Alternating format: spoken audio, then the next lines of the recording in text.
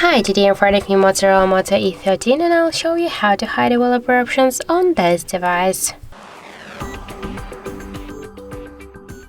So first let's open the settings application and then scroll all the way down to the system section.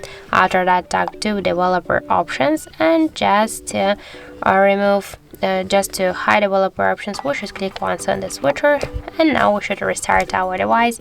So that's why just start to restart button, and now we should just wait a couple of seconds while our device is restarting.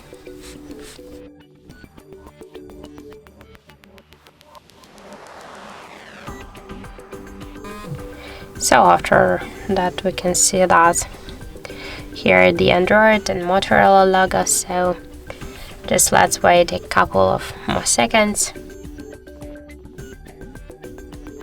No. So now just let's unlock our phone, open the settings and scroll again down to the system section, and now we can see that the developer options section successfully is gone. So that's it. Thank you for watching, and if you find this video helpful, don't forget to leave a like, comment and to subscribe our channel.